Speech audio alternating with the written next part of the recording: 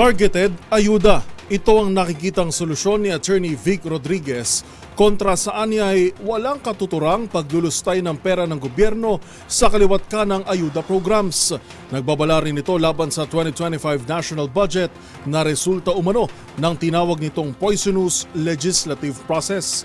Ang pagsalang ni Rodriguez sa Bakit Ikaw DZRH election interviews tinutukan ni Wina Hesoro.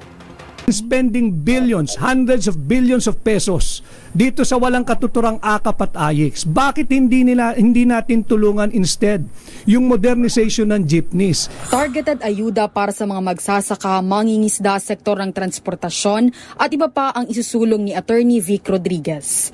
Sa Bakit Ikaw series ng DZRH para sa midterm elections, sinabi ng dating Executive Secretary at ngayon tumatakbong senador na hindi siya naniniwala sa ayuda na ipinapamahagi ngayon katulad ng AKAP at AYEX. Bakit hindi natin bigyan ng targeted ayuda or approach itong mga magsasaka, itong mangingisda at miyembro ng transport sector?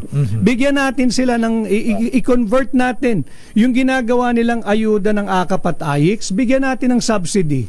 A limited period of subsidy in terms of time itong mga nasa industriya ng transportation, agriculture and fisheries.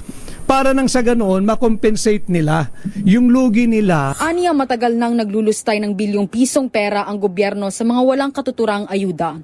Dapat umanong pagtuunan ng administrasyon kung paano mapapagaan ang buhay ng bawat Pilipinong mahihirap. Dapat pinagtutuunan ng pansin ng Marcos administration kung paano mapagaang ang buhay ng ating mahihirap at patuloy na naghihirap na kababayan. Hindi itong AKAP, hindi itong AYEX, hindi yung political persecution laban sa mga political critic.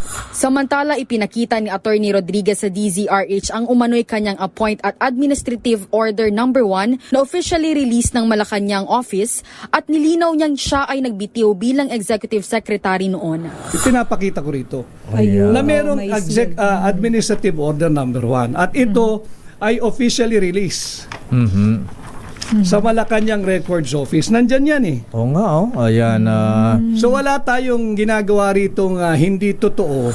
Sinabi pa ni Rodriguez na ang 2025 GAA ay produkto ng very poisonous legislative process kung saan nakitaan nila ng blankong 28 items sa final ratified, approved and signed bicameral conference committee report na nagkakahalaga ng 241 billion pesos. Itong 2025 GAA, ito ay produkto ng very poisonous legislative process. Nakita ng sambayan ng Pilipino, 28 items sa final ratified, approved and signed bicameral conference committee report, blanco. Ayon pa sa kanya, hindi niya matanggap ang korupsyon sa bansa at hindi umano pwedeng hindi labanan at wala ritong lalaban, kaya tinanggap niya ang hamon na pamunuan ang tunay at maisog na oposisyon. Hindi ko matanggap ang korupsyon na lakay at hindi rin pwedeng hindi labanan at walang lalaban dito.